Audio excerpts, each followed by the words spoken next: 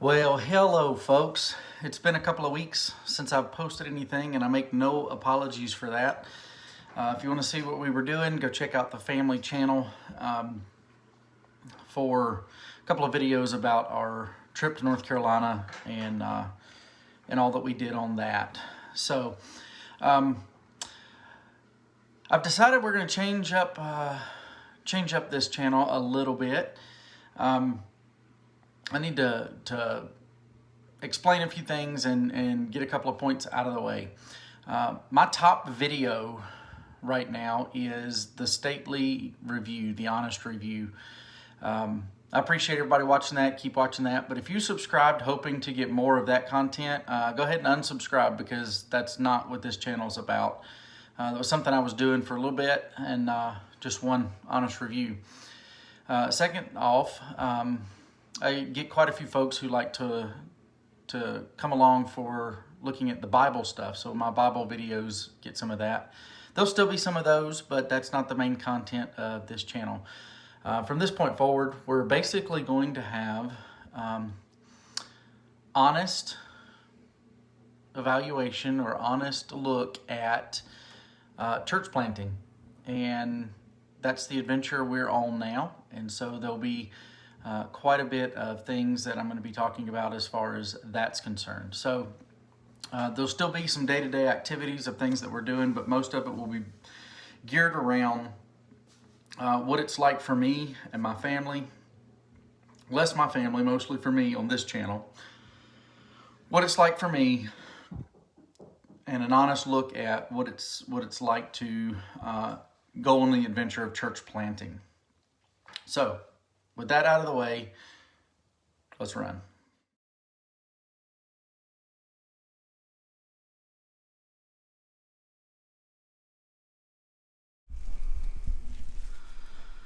So let me share a little bit about why I want to do this. This channel has been my daily journal, which has been very helpful. I've enjoyed doing it. It helps me process my thoughts and think through some things.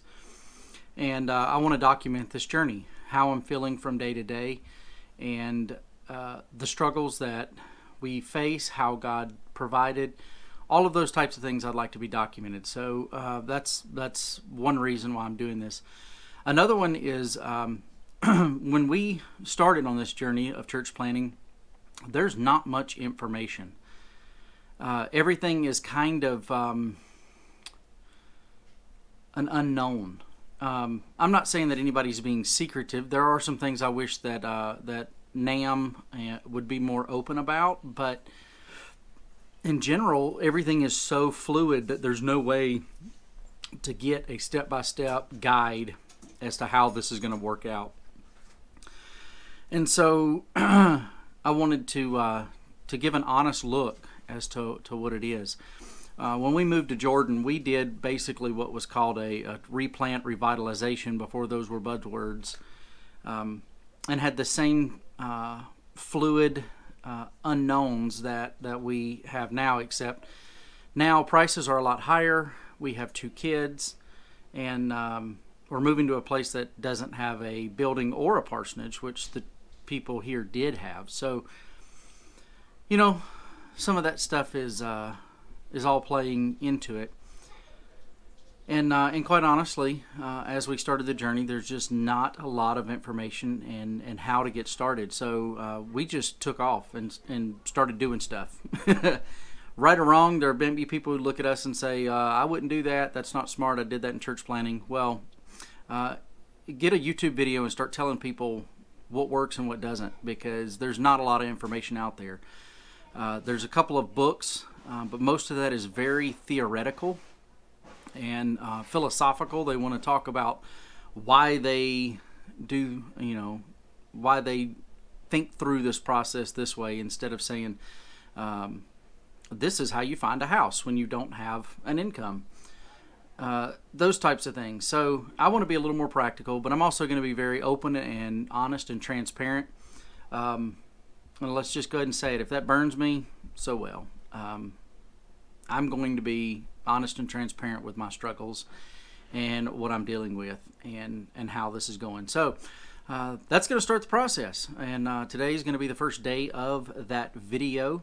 And there's a few things that I wanted to share with you that Sharon and I talked about on our trip that we wish we had known from the very beginning.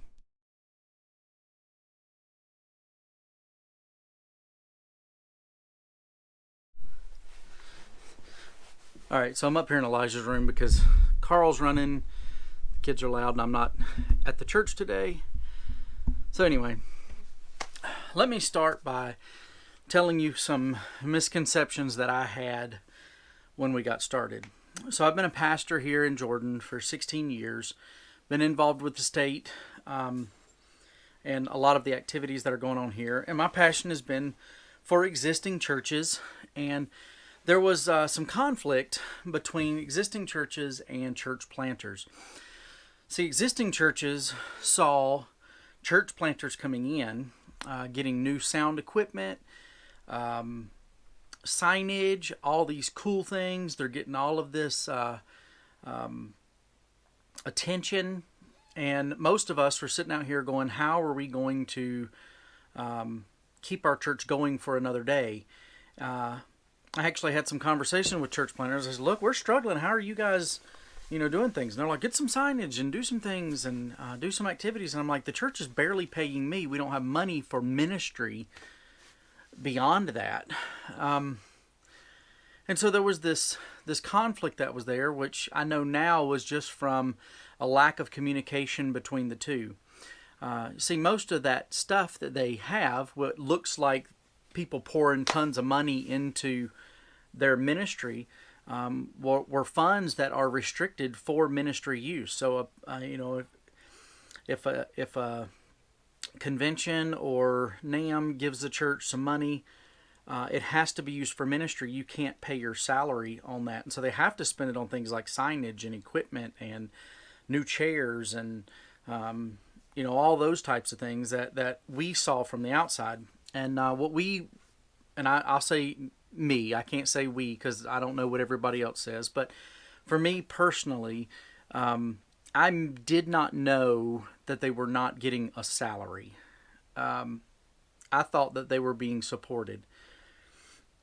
One of the things that I've learned is that we're pretty much going to have to raise our salary in fundraising or go get a job.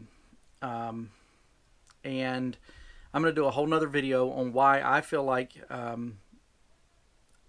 it's very important for me to be there full time. And so our focus is going to be fundraising to get what we need for salary and living expenses, aside from what we get to help with ministry. Now, me and Sharon can live really, really cheap. We've been doing it now for 16 years. It doesn't take for us much for us to live. However, the area we're moving to, housing is extremely expensive, and we do have to deal with that. We have kids now that need insurance, doctor's visits, and so there's some things that we just have to pay for. And so we're going to be doing some fundraising to try and pay for those things. But that was a common misconception that we had. I saw these church planners and I thought they were getting all this money. They're not. They're really not. I've had some stark conversations, and I'm gonna try and talk to some more about things that they've had to do on the side to try and raise some money. I've got the windshield business. I'm going to do that. But I'm going to explain that in another video, why I feel it's so important for me to be full-time, and my calling is not to be bivocational down there. So, but that's just one common misunderstanding and some things that I had to come to grips with immediately as we started to deal with this. Another issue that I wish I'd known right away was, even though church planting, I should know this from a logical standpoint because I've been in ministry long enough, but even though church planting is getting a lot of attention in the church world, there's still a lot of people that have no clue about it. In the ministry world, we have a saying or a way of thinking that says, by the time you're tired of talking about it, they're just now getting it. And that's true. And I know that. And so it shouldn't be a surprise to me, but it was. So we told people we were going to plant a church. They're like, oh, so is there a building? Are there some people there? No, there's nothing. We're going absolutely with nothing. We are going brand new. This is all from the beginning. And so there's a lot of people that just don't understand that concept and what that means. Even in very churched areas, they're like, well, what does that mean? And they don't understand the process. They don't understand some of the ideas. A couple of the churches that we've talked to, they say, well, when you get there, we're going to start supporting you. Well, we got to get there. So we need some support up front to get there initially. But then it just takes time. You can't expect the church to be up and running and paying a pastor and working on building a facility or buying a facility and doing those things in a year or two. It's a slow process. It's a time consuming process because you're going in with absolutely nothing. You're starting it brand new. Now, there's been some other churches that have done some different things in order to overcome some of those. If you came from a big church and you're going to plant in another area, they may send 20 couples with you that kind of help jumpstart that type of thing. You get a running start. But the majority of church plants are not like that. They're going in with nothing. And so you got to start building relationships, and you got to start from the very beginning on that whole process. And that was something I really I did not know that everybody else did not know that, if that makes sense. I thought that was understood. So when I told people I'm a church planter, I thought they would understand what that was, and they just don't.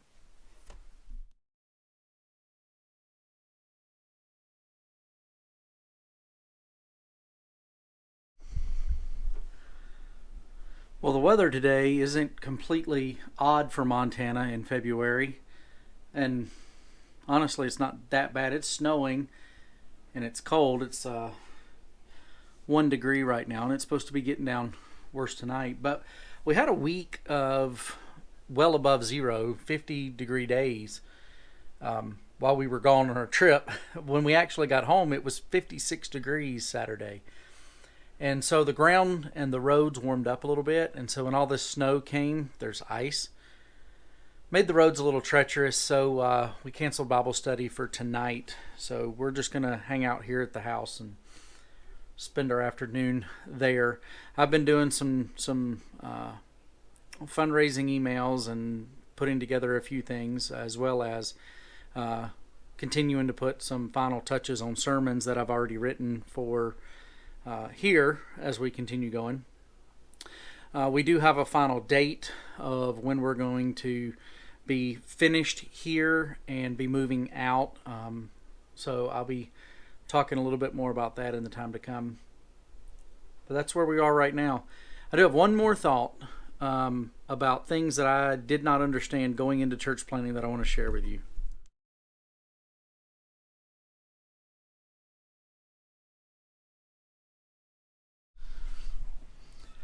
So, one last thing that I wanted to say that was a misconception maybe that I had when this first started is I've heard a lot of church planners talk about the need for prayer and how hard church planting was. And, in many ways I was arrogant enough to say, well, it can't be that much harder than regular pastoring because that's hard. Ministry is hard. It just is. But what I'm learning is the nuances of that. Instead of just saying it's hard, because everybody has it hard, I want to kind of verbalize some things that I have found specifically that are more difficult now that we've started this journey. By far, the number one thing I've already alluded to is the unknown. There's no stability. There's nothing to say that we can depend on. There's a lot of stuff that's just up in the air, and it's like that for a while, and that makes it really hard because there's part of me that says, oh, just trust God, everything's going to work out, and I believe that. But there's other parts of me that says, the Bible says that a man's supposed to take care of his family, and you're supposed to do the things that you need to do to take care of them. And so there's this balance that we're trying to find, and I think that's one of the biggest things that I think has been hard about this whole process. The other thing that makes it a little more difficult from when the time I've been pastoring is I'm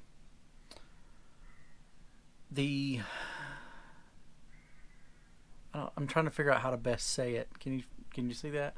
I should probably do that before I turn the camera on. But there's a sense of urgency with a need to slow down. And what I mean by that is you have to hurry up and wait.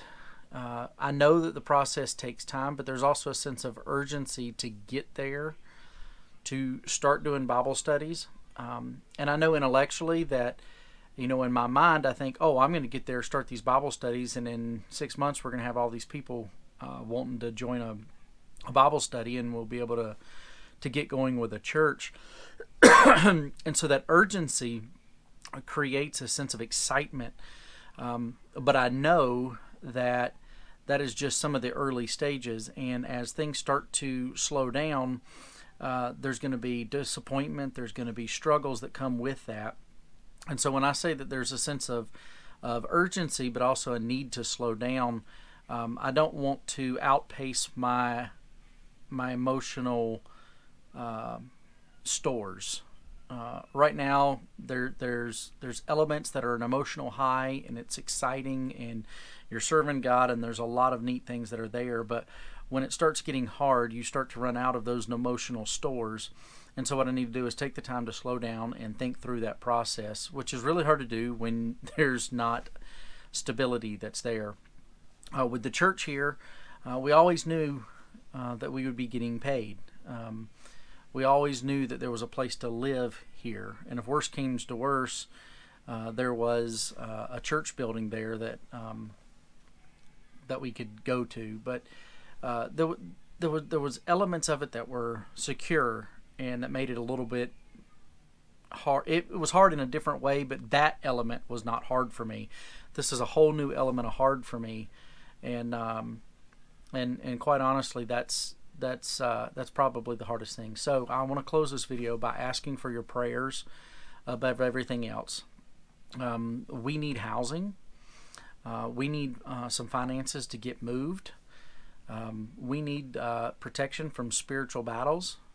We need your prayers. So I'm looking for partners, and we're doing all of that type of stuff. But even if you can't partner with us financially or make a commitment to help us in some way, please just add us to your prayer list. We'd greatly appreciate it. Make sure you check out the family channel for updates there and things that are going on. There'll be the newsletter and all that stuff that's there. So this one here, again, is going to transition to being an honest look at church planting. This little introduction here hopefully has been helpful. If you choose to stay hanging out with me, I greatly appreciate it. Subscribe, comment, like my videos. I greatly appreciate that. There will still be an element of a daily journal, but mostly it's going to be focused on the different things I'm doing in the church planting world. If it's not for you, hey, it's been fun. No problem. Doesn't hurt my feelings. I make these videos for me, and so hope you've enjoyed the stuff I have made in the past. So we'll see you guys tomorrow.